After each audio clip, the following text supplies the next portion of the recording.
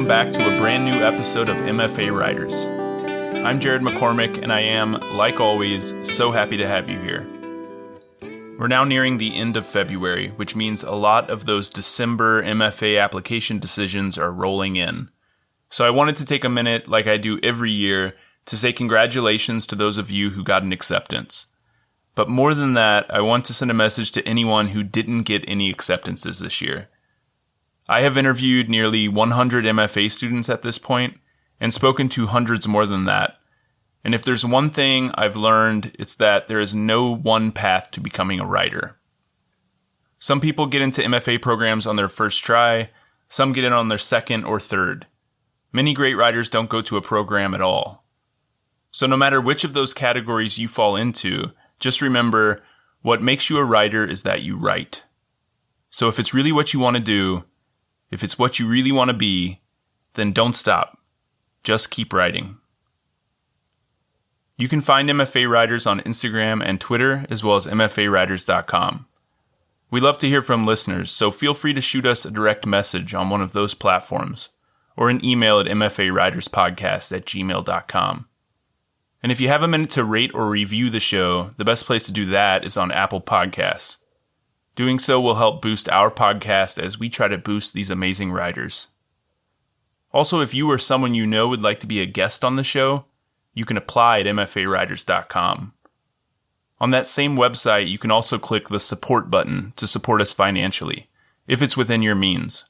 Or you can do so by going directly to buymeacoffee.com/mfawriters. Finally, as always, thank you for listening, and we hope you enjoy the episode.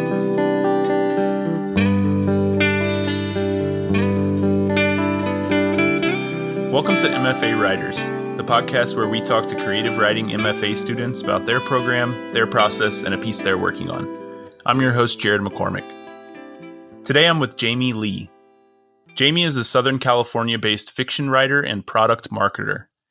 She holds a BA from Dartmouth College and is pursuing her MFA at the Vermont College of Fine Arts. Her writing has been recognized in the New York Times and published in Slanted Magazine, Mango Prism, and elsewhere. She also writes a newsletter called Creative Juice. Today, Jamie is going to read an excerpt from a fiction piece she wrote. Okay, thanks so much. So this is a short story that I wrote, and it is called Everyone Needs a Personal Brand, and it's based on my decade-long career in tech. For startups to have a fighting chance at survival in Silicon Valley, founders had to master blowing smoke as a second language. After months of posting to LinkedIn, publishing vlogs designed to maximize engagement, Daisy had become fluent. Tonight, hobnobbing to her fullest potential, she was sure to charm her way into Ardeo Ventures' investment portfolio. All she had to do was introduce herself to Ivan G. Damos, the firm's enigmatic founder and managing partner. If Daisy didn't secure an investor or at least recoup the costs from their recent splashy partnership with San Francisco's famed 3 Michelin star restaurant, Poochie Pate was going under. The company had burned through most of their cash on PR ploys, trying to build buzz for their premium duck liver dog treat brand. What she hadn't anticipated was the surge of interest that brought down their website and only distribution channel down. To top it all off, their landlord had threatened eviction if they didn't address the mounting smell complaints from processing liver at all hours of the day in their cramped kitchen. Sage, her roommate and co-founder, pulled into the Los Altos park and ride and turned to Daisy. "Don't forget, your only job tonight is to get into Ivan's pocketbook," Sage said. "Call me when you're done." Daisy exited the Prius and crossed the parking lot. Before she could set foot inside the private shuttle that would transport its passengers from the city of Los Altos into the rarefied enclave of the Los Altos Hills, the driver shoved a clipboard and pen into her hands. Across the top, in capital letters, the attached contract read, "Non-Disclosure Agreement." This non-disclosure agreement is entered into by and between Ardeo Ventures, host, and Daisy Cho, guest, for the purposes of preventing the unauthorized disclosure of confidential information such as trade secrets, intellectual property, and plastic surgeon recommendations. Gatekeeping. She signed her name and took a seat. In the short 15-minute ride across municipal lines, home values swelled along with Daisy's expectations.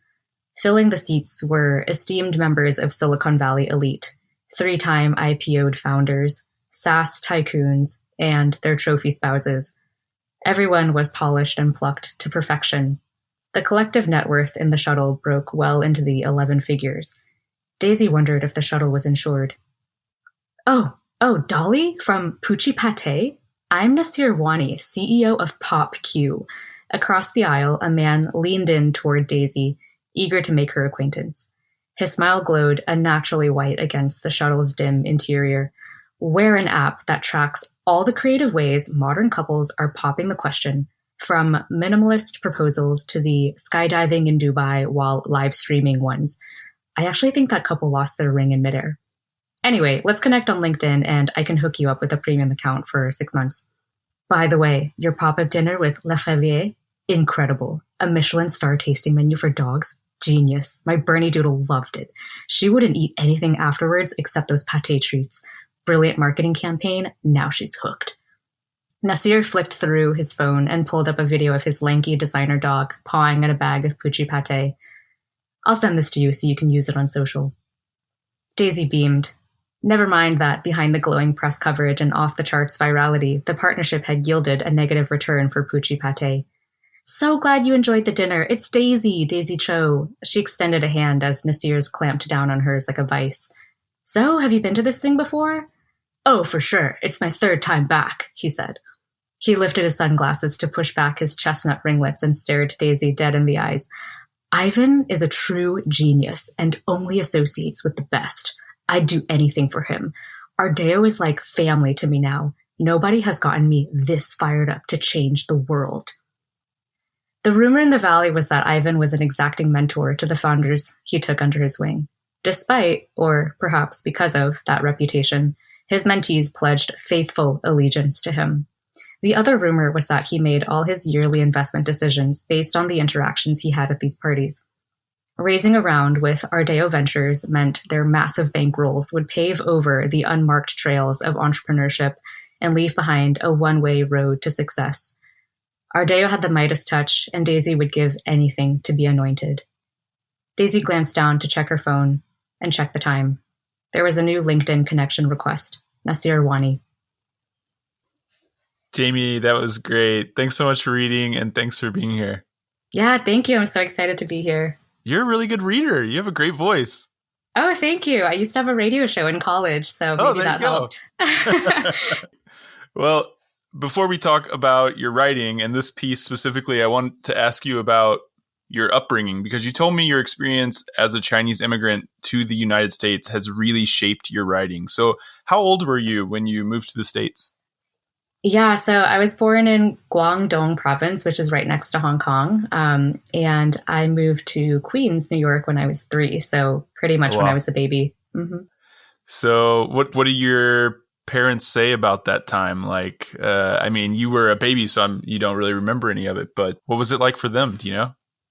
Yeah, I mean, I kind of have a crazy origin story. So at the time, I have an older brother, and China still had the one-child policy. So I am technically the illegal second child that was born. Yeah. And also, my parents grew up during the Cultural Revolution. And so it just, wasn't a really great place to have a family. And also if you have a second child, that's also really not ideal conditions to have a family. And so my grandparents had emigrated to New York, and then my parents left shortly afterwards. So we all kind of reunited back in New York City. And how long did you all stay in New York? So not that long, just another 3 years until I was 6. And then that's when I moved to Seattle, which is where I consider my home. Yeah. Do you remember that move? I don't really, it's all been such a blur. I was so young. Yeah, I mean, I remember bits and pieces of New York. Like I remember there were just pigeons everywhere. That's like a core memory of living in New York City as a child. I also lived in a really diverse neighborhood. So I lived in Queens, in a neighborhood called Jackson Heights. And I remember it was just so diverse. Like it was a big immigrant neighborhood. So a lot of folks were from Latin America. So there were a lot of Dominicans, Mexicans, Ecuadorians, Asian immigrants as well, particularly from South Asia, India, Bangladesh. And so I just remember just being outside, being in my apartment building, and just these delicious food smells wafting up like at all hours of the day. And so that's another big core memory of New York. But I think moving to Seattle, I moved to a neighborhood called Beacon Hill, which is also pretty diverse, but definitely not as densely populated as New York City. So it became more of like moving from like big city to a more settled down, like suburban-ish kind of experience, but still in a big city. Well, we were talking a bit before the interview, and you brought up this idea of model minorities and how East Asians occupy a particular place in the American racial consciousness. I was wondering if you could talk about that a bit and how that shaped your experience and your parents' experience in the U.S. Yeah, for sure. So I would say being Chinese is definitely a core part of my identity, core part of my experience. It shows up a lot in my writing. And the idea of the model minority, I actually would characterize it as a myth, because I think it's just this idea that flattens the experience of a massive group of populations that include Pacific Islanders, Native Hawaiians, East Asians, South Asians, Southeast Asians, into this really one-dimensional representation.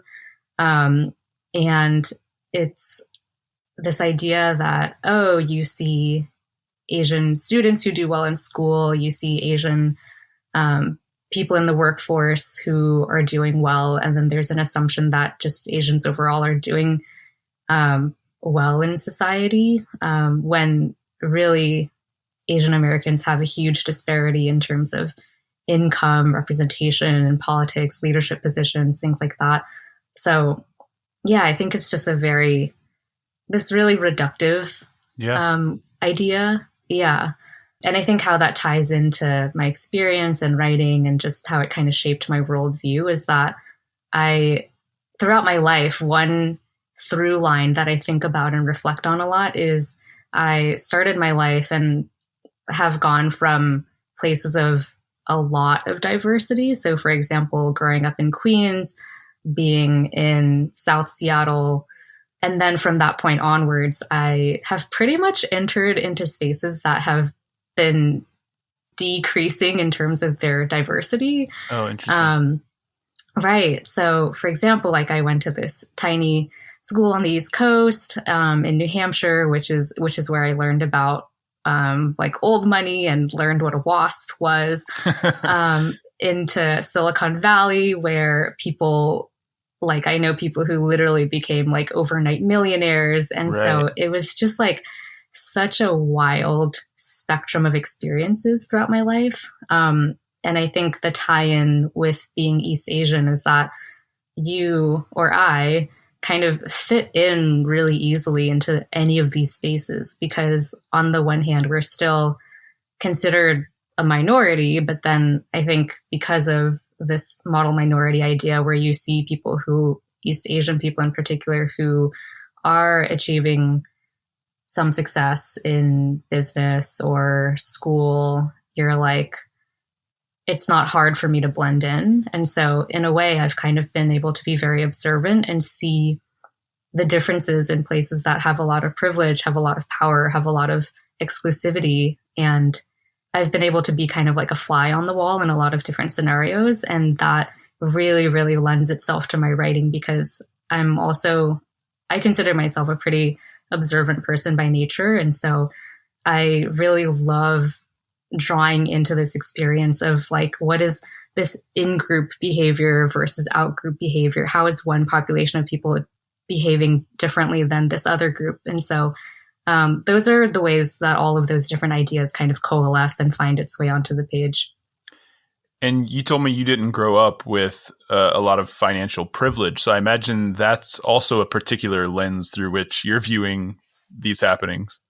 Oh, absolutely. Yeah, that's like a total new dimension of like identity and intersectionality that comes in as well. Because I think, again, going back to that model minority idea, it's really easy to imagine someone who is, like a successful business person or something. And you're like, oh, they must come from a really educated family. They probably had a lot of help growing up. But, that isn't always the case.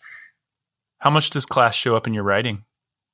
It's showing up more and more, actually. I never explored it in my beginning writings, I think, because I was just trying to figure out, like, write for fun and see what kind of ideas I was drawn to. And then I think as I've gotten more introspective, I've noticed that my writing tends to circle on these themes a lot of like privilege, class, race, in the way that I can tell it. And I think the deeper and deeper I've gone, the more I've come up for air and been like, oh my gosh, I think this is what I want to write about. I'm curious to hear you talk about how important writing in general has been to you in just processing all of these experiences. Yeah, absolutely. I mean, I feel like writing is just a way of clarifying for me. I think there's almost something so spiritual about it to me, because it's like, for me at least, my mind is always just like such a big soup of different ideas, random thoughts, like processing different things that happened to me, trying to make sense of like something that just happened, what someone just said, where I just was. And I find that sitting down and just working it out on the page is a way of just refining and refining and refining. And it can happen over the span of like an hour, or it can happen over the span of years. And like, I just never know until I do it. And it's definitely something that's always been a part of my life to, varying degrees. My view of writing, I think, has evolved over the years, where early on, I really thought it was all about the product, right? Like it was very product focused. Like, what am I creating? What is the thing that I'm creating? And the more I've done it, the more I've realized that it's, as much or more about the process as the product, that writing itself is like a way of thinking, right? Like I think differently in writing than I do just thinking or speaking even. So yeah, like that idea of it being a spiritual practice. I mean, why not? Like it's a way of getting in touch with a part of yourself that, at least for me, doesn't seem to be there in other forms.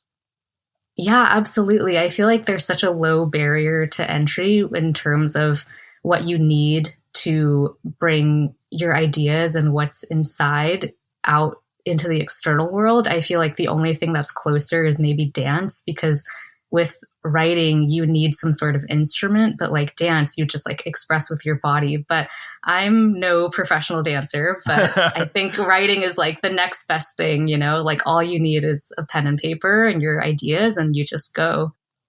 Well, you've talked a little bit about your writing journey and how your writing has changed over the years. I want to hear about that, because you actually had a 10-year career in the tech industry before deciding to pursue an MFA. Were you writing the whole time that you were doing that job? Yeah. So it's funny, because I'm not someone who is like, I was born with a pen in my hand, ready to write. I've always been a reader. Like I've always been the child that has like a stack of books by the nightstand and like reading well into the night. And I've always kept writing kind of on the side, like have gotten involved with like school newspapers, wrote columns, things like that. And in my adult career years, there's this idea of like creative shadow work, where if you have this creative tendency, or you want like a creative outlet, or you have this creative voice inside you that needs to be expressed, and when sometimes you're not ready to embrace that yet, you take on work that brings you adjacent to it. And so I think that was definitely where I was in my career. I ended up working in marketing, and I chose it because I was like, oh, there's a lot of writing involved in this career track. It can be very creative as well. And so ended up doing that, and then reached a place where I was like, I don't think my creative voice is being fully expressed in this type of role in this capacity. And so that is kind of what compelled me to throw myself in to pursue MFA applications and wind up at VCFA. Well, tell me more about this tech job. You said it's in marketing. Are you still doing that job? And were you still doing it alongside the MFA? Yeah, so when I applied, which was in 2021, I was still working in tech, and I was, like I said, like still doing creative writing on the side. Like I had taken different workshops and like done readings and wrote essays here and there. And that was very fulfilling. And so for a really long time, I was balancing it, and I still am, so I'm like the kind of person who likes to have it both ways. So when I was applying for MFAs, I was like, I have a lot of momentum in my career and I want to keep that going. And I also want to explore my creative voice and tap into my skills as a writer. And so, balancing both of that was pretty tough. I don't know if the path of a low residency MFA and like doing your career at the same time is for everyone. But it felt right for me. Well, let's talk about that piece that you read from. It seems to me that that's pretty highly influenced by your time in the tech world. Oh, yeah. So, can you tell us about the inspiration for that piece and what ways you see that tech and marketing experience showing up in your work? Yeah, for sure. So I would say it's less so about the marketing specifically. I think it's more just about like being in the world of Silicon Valley and being in the world of tech, which, now that you know a little bit about me, I found it to be such a fascinating world. It's such a big, bold world. There's a lot of ego. There's a lot of power. There's a lot of, major movements and personalities. And it is also kind of, isolated from the rest of the country, like it's not an experience that everyone has. And especially not folks from where I grew up and like people that I know from my childhood, family, things like that. And so it was so different and I found it so fascinating.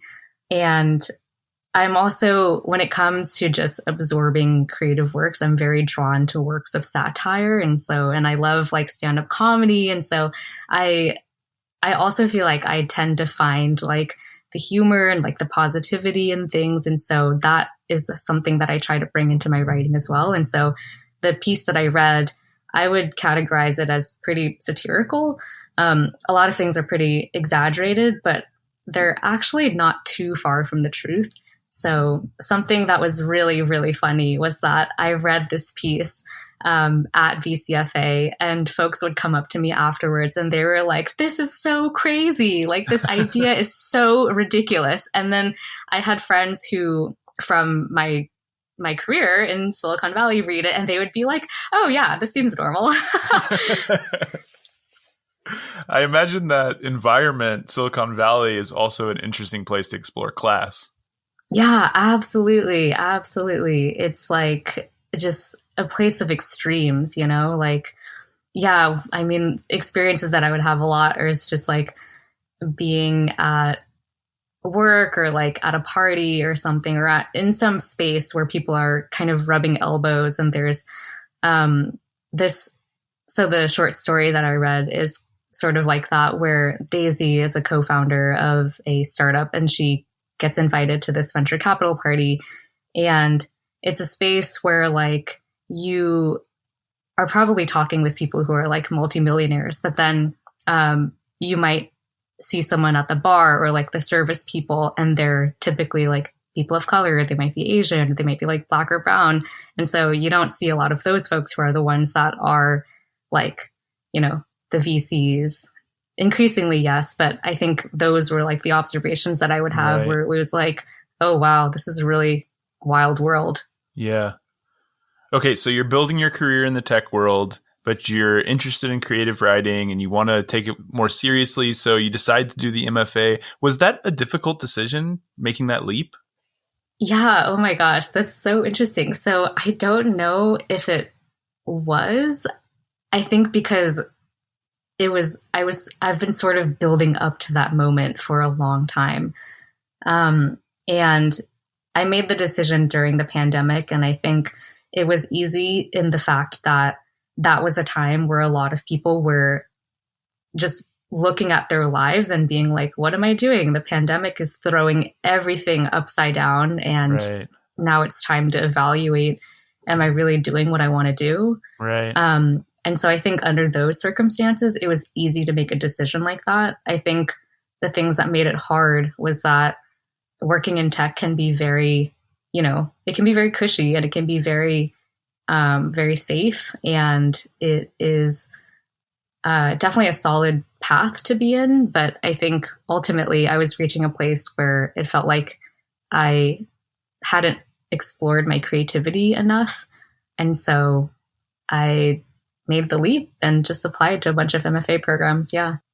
Well, you ended up at the Vermont College of Fine Arts, which is a 2-year low residency program that allows for study in fiction, creative nonfiction, poetry, and literary translation. I imagine you chose the low residency route because you were working full time, but I'm curious to hear you talk about that decision and why Vermont College of Fine Arts. Yeah, for sure. So like you said, at the time that I applied, I had a lot of career momentum. And so I wanted to keep that going. And so it's really interesting because when I ended up joining Vermont College of Fine Arts and then going to my first residency, there were a lot of folks who were kind of in the same boat as me, like a lot of folks who were very deep in their careers, didn't want to give that up, but also wanted to explore their creative side and really grow themselves as a writer. And so I think that is often a draw for folks who choose low residency.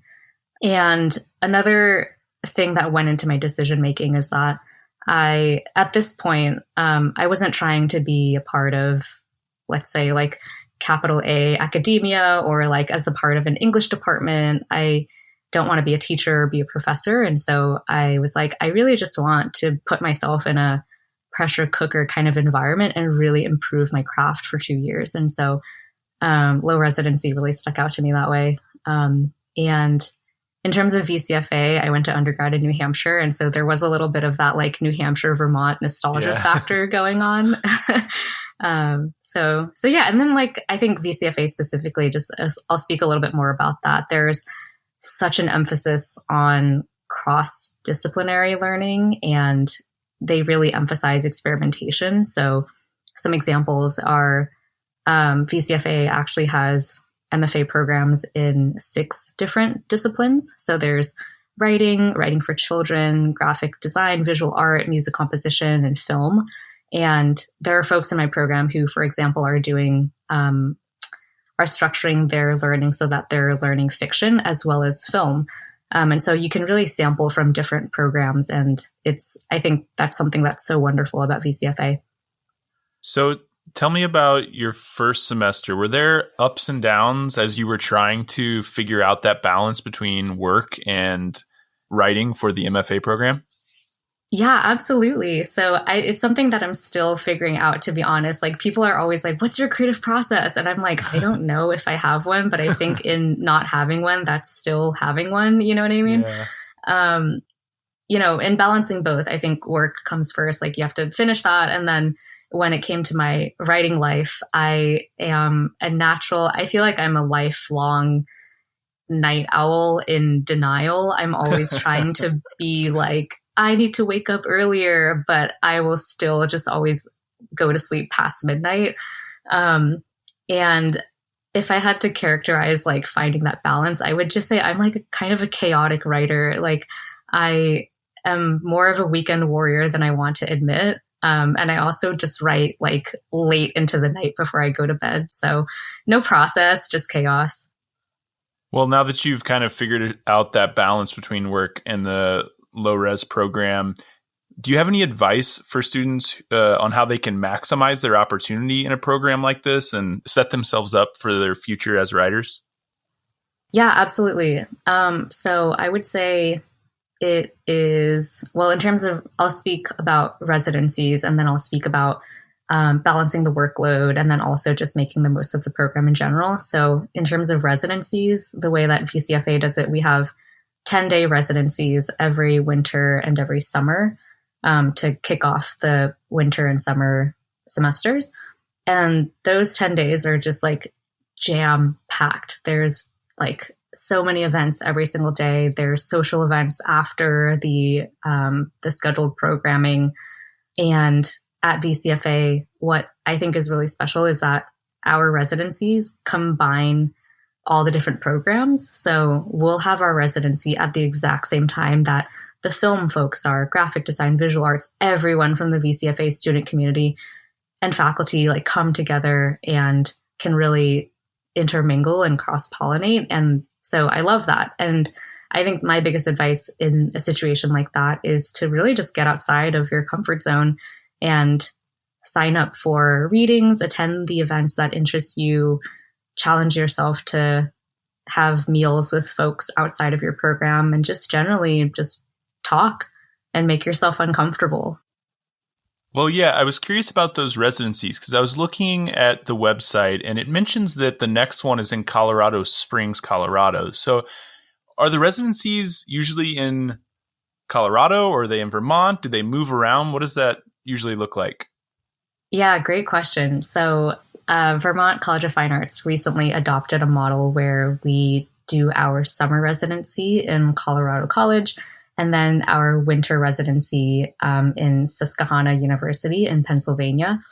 And my first semester was actually on Montpelier, Vermont, which is where the VCFA campus is.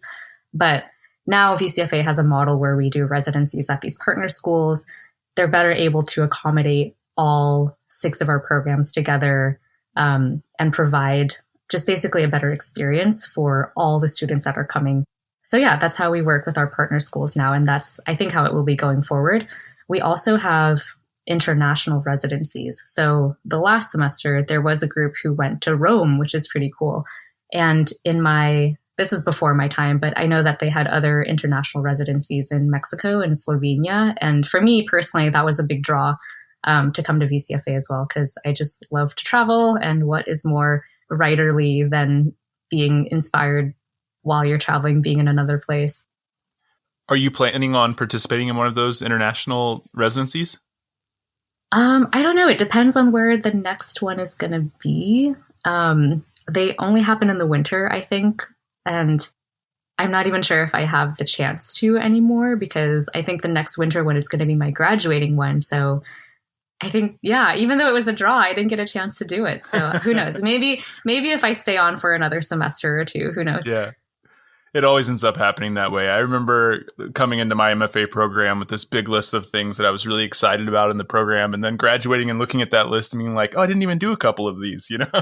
I know. There's just always so much to do. And, you know, like I really loved VCFA's emphasis on experimentation and like cross-disciplinary stuff. And so a little bit about me, I actually am new to fiction writing.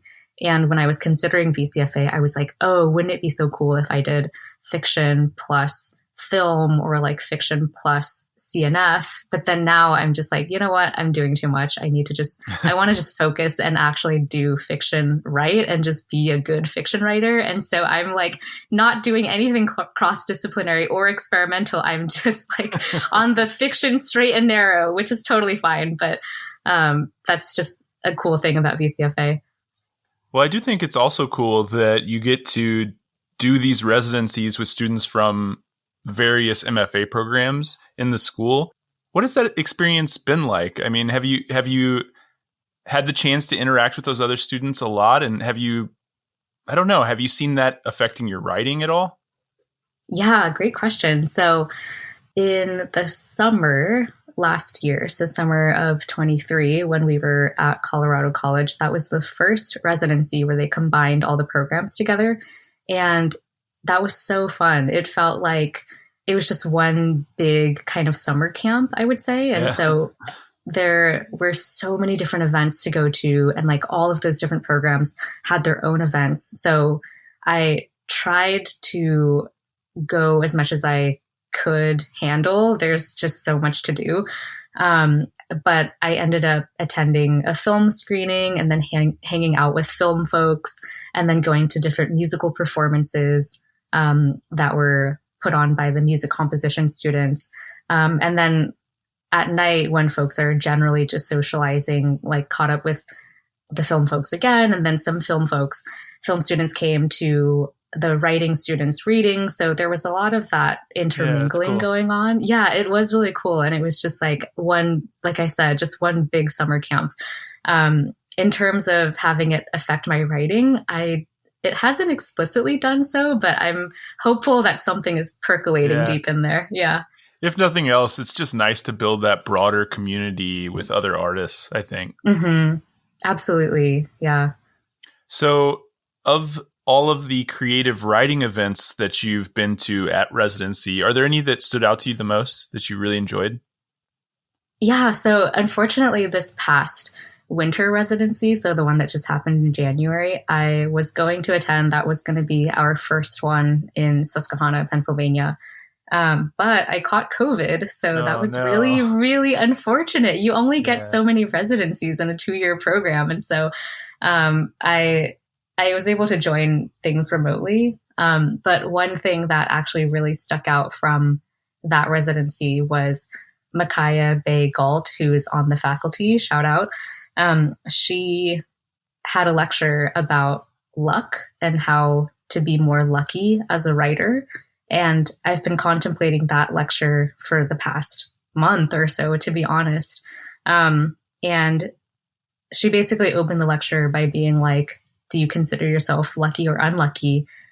Whatever you think you are, you're probably right.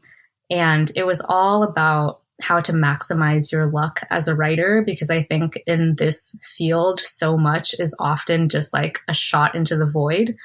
And so, which can be really discouraging, but, I think everyone becomes a writer because they feel called to write, and like, who knows where everyone's work ends up and like what everyone's journeys and goals are. But I think there is a degree of like luck you have to sprinkle into your journey, because it can be really grueling otherwise. And like, her big takeaway is that like, even though luck is kind of this like ephemeral thing that feels like it's hard to capture, there's a lot you can actually do to put yourself in the path of luck. And that ties into my advice that I was sharing about just getting outside of your comfort zone. And she drew on a study, and I'm totally going to botch this, but it was about the participants had to walk down the street and then walk into this cafe and wait for someone that they were going to have a conversation with. And everything about that experience for the participants was staged. So like, everyone in the cafe was in on it. They were in on the experiment. And along the sidewalk, there was a $20 bill. And at the beginning of the study, they asked all the participants, do you consider yourself lucky or unlucky? And the lucky people found the dollar bill or the $20 bill on the ground, and the unlucky people didn't even see it. And then when they were in the cafe, they found that the unlucky people tended to just kind of wait and like reflect on their experience as just like very black and white, like, oh, I was just waiting in the cafe. But then the lucky people were like, oh, I found this dollar bill. I struck up this conversation with all these different people, and it was so cool. And so I think like that really stuck with me, because it's really, I think, a lot of your success and like that serendipity is a big function of just how uncomfortable and like how willing you are to just put yourself out there. Yeah. So that lecture definitely really stuck with me. Yeah, that's great.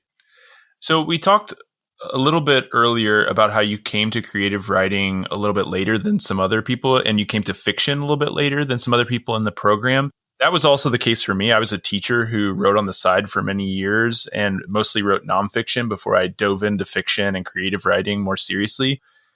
One of the reasons I wanted to pursue the MFA was because I felt like I needed to catch up. What has that experience been like, joining the MFA program with people who maybe had a lot more experience with this thing than you did? Yeah. So, what's funny? I feel like now that I'm in the program, I really am feeling like it's never too late. And also like everyone is just so on their own journeys and on their own paths that it's really hard to compare. And I don't know how it is in a full residency program. So I can only speak to a low residency format, but what surprised me a lot coming into VCFA was there's a huge range of ages and backgrounds. And so I thought I was going to actually be on the older end of folks coming into VCFA. I'm in my 30s, and when I came into VCFA, it was all across the board. Like, there were a lot of folks who had come right out of undergrad. There were also a lot of folks who joined VCFA who had retired and were older. And so I think I'm somewhere along the middle, but I really actually love that aspect of VCFA because everyone brings such different life experiences to the table. And not just in terms of age, like, different parts of the US, there's different types of writers, poets, essayists, and in terms of what people do outside of writing, that is super diverse as well. Like, I've met folks who work in retail, folks who used to work in law, people who are in theater, education, journalism. And so I think that has been something that's been really great to witness. Yeah, my experience was almost exactly the same. I went to a full residency program and I started in my mid-30s. And so I thought the same. I thought I would be one of the older ones, and I was just really right in the middle. People straight out of undergrad, people who had retired. So yeah, I completely agree. The journey for each person is completely different. Right, exactly. And so with that kind of experience now behind me, I'm like, what's late? You can always reinvent and it's never too late. And so I think if there's anyone listening who's like, oh my God, is it too late to pursue creative writing? No, it's never too late. Never too late. Just go for it. Just go for it. Yeah. All right. Well, this has been fantastic. Before we go, I want to ask you one last question, which is, what is one way in which the MFA experience has been different, for better or for worse, from your expectations when applying? I think better is that this is kind of a cop-out because I just mentioned it, but I think like being in such a dedicated group of writers and artists has been really humbling and really inspiring.